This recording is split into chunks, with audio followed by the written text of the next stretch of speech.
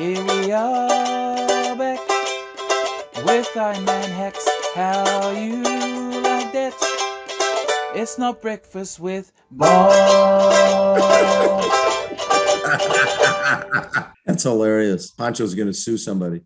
Hi, Bob.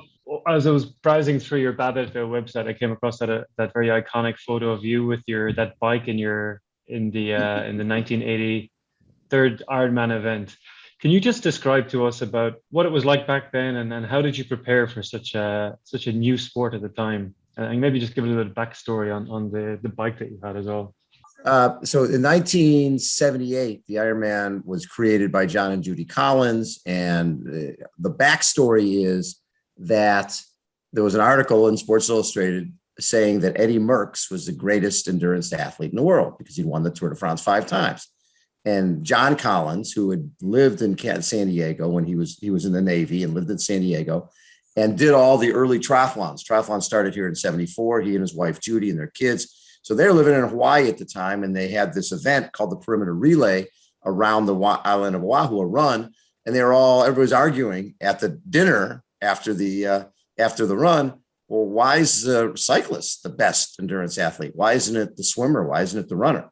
So John got up after people were drinking a few beers and basically said, well, we're going to find out once and for all. Let's take the Waikiki Rough Water Swim, which is 2.4 miles, the Around Oahu Bike Ride, which is 112, and the Honolulu Marathon, which is 26.2. We'll put them back to back to back, and we'll call the winner of the Ironman. And he immediately forgot about it. And one of the guys who worked for him over there kept saying, sir, when are we going to do that iron thing, sir?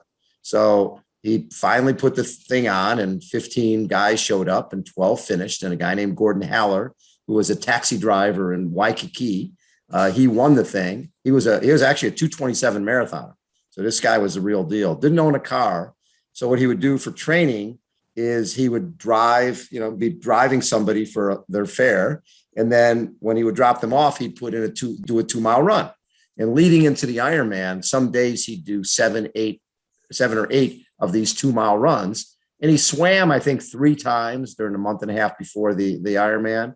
And then he rode his bike a couple times, but really he was a runner. And he caught during the race, a guy named John Dunbar, a Navy SEAL, was leading the race.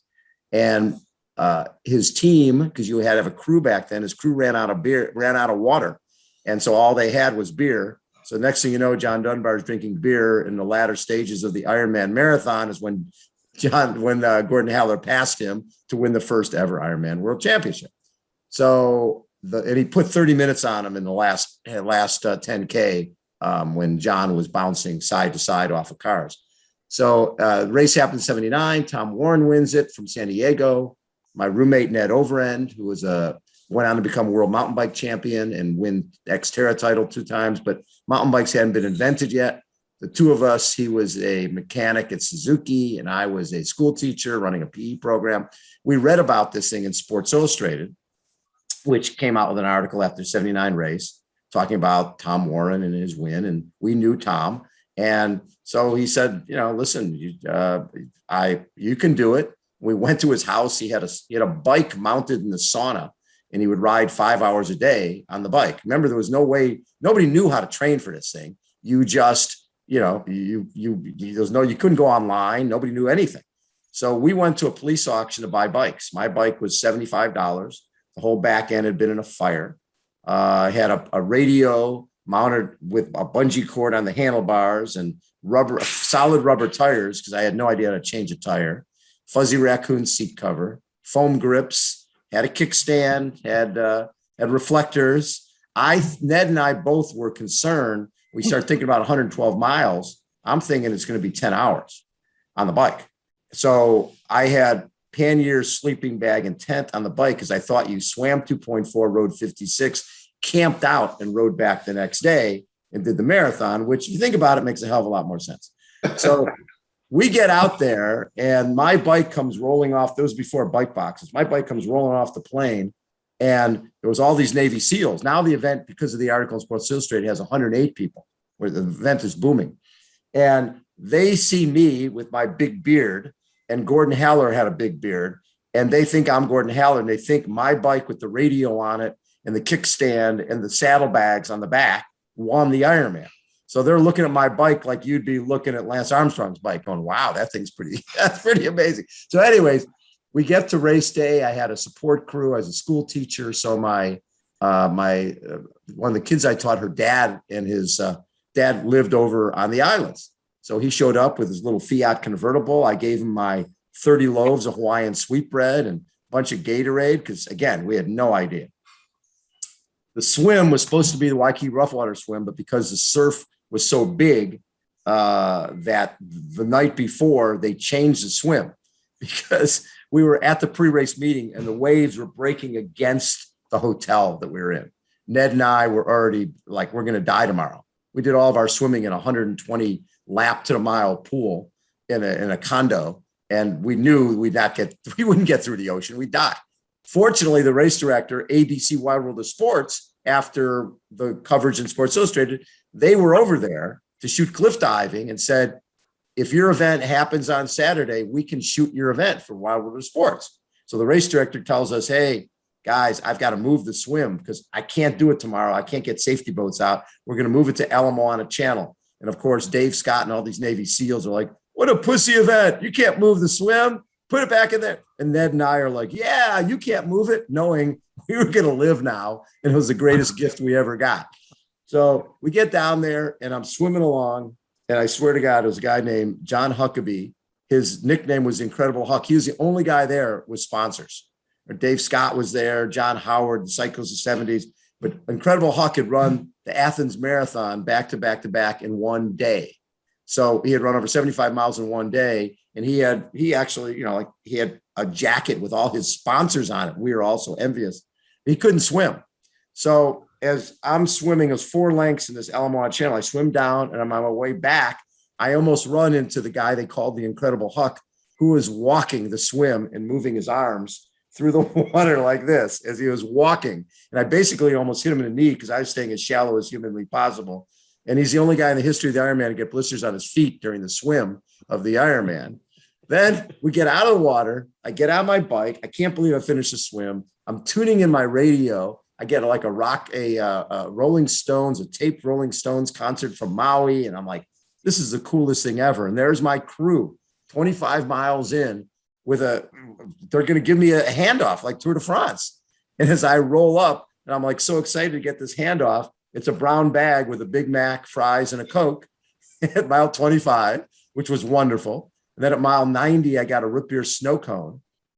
And then I come in at the end of the bike and I'm thinking this is going to take me 2 days. I'm going to finish the bike and the swim all in day one and come in to a place called Loha Tower, which was the end of the bike ride. And there's this bamboo mat laid out. And I hear this music and my crew had a bamboo mat set up and they're like, how about a massage? And I'm like, you know what? I am really tight. So I got a 45-minute massage between the bike and the run and felt wonderful getting up and staggering off. They had a rule. They had scales on the bike and the run course. And if you lost 5% of your weight during the race, they pulled you out of the race. So we had to get off our bikes a couple of times during the bike and then again during the run. So I get weighed. And then my crew, I've got Hawaiian sweetbread and Gatorade. And I get to about mile 5 and I get on the scale again and I can hear the guy on the walkie-talkie. He's like, hey, you, what's this guy doing? He's gained 5 pounds. How can you gain weight doing this thing? So I took off and I get to about mile 20 and we're running up Diamond Head. And as we're running up Diamond Head, I'm thinking to myself, my crew is behind me with their lights on me. There's no rules. No roads are blocked off. They're a little Fiat. They're riding right behind me, lighting up the road in front of me. I'm running up Diamond Head. We're going to drop into Kapilani Park. And I'm thinking, this is the coolest thing I've ever done. I had no idea I could do this thing one day. And there's going to be cheerleaders. There's going to be a band. There's going to be all sorts of cool stuff happening to finish. I come down Diamond Head into Kapilani Park. There's a light bulb above me and there's a chalk line on the road. And I hear this voice in the darkness to the side. It's like, hey, you. Yeah. You in the race? Yeah. You're done. That was it. There was one guy doing 1-arm push-ups in the park. There was nobody else there. It's pitch black. And I've just finished the most amazing thing of my life. I've just finished this Ironman triathlon thing. And I went back to the room that I was sharing with Ned and his girlfriend, and she lost him during a bike ride. When she found him mile 90, he was drinking out of sprinklers in the median strip along the highway. We had no idea what we were doing. But when I finished that, I don't know what it was. I just knew this event had changed me. And because it changed me, it was going to change other people. So I became this guy who was relentless in telling people, you got to try a triathlon. You got to try this thing. It's pretty special. And I came back to San Diego, and I was a school teacher, and convinced this guy, Mike Plant, who had a magazine called The Running News, and convinced him to change it to Running on Triathlon News based on the 108 idiots that had just finished this race. And from there, I became editor of Running and Triathlon News, and then started Competitor Magazine in '87, and got the opportunity to cover Mark Allen and Dave Scott and Chris McCormick and all these, Paula Newby-Fraser and all these amazing athletes. It's a true blessing being there from the very beginning, and then seeing what our sport became, seeing the sport get into the Olympics in 2000. In 2000, and sitting there at the, right behind in the front row, watching McKeely Jones, a woman I had met in Tahiti when she won a triathlon there. And I couldn't convince anybody to sponsor her when she moved to San Diego. Dan Enfield was with a company called Quintana Roo, and I called him up. I said, this woman is really special. She can do great things. He's like, yeah, I'm not interested. Emilio de Soto at the Soto Clothing Company, they weren't interested. And then this brand new triathlon series called the Danskin Women's Triathlon Series was starting. And I called Greg Rourke, the president of Danskin, and said, this woman is special. And he said, you know what? Anything she wins at my races, I'll match it. And next thing you know, she finishes third in the first race, fourth in the second race, and then wins 25 in a row, and wins BMW, and becomes probably the most successful triathlete financially at that time in history. So just being able to see all that stuff happen has been pretty cool.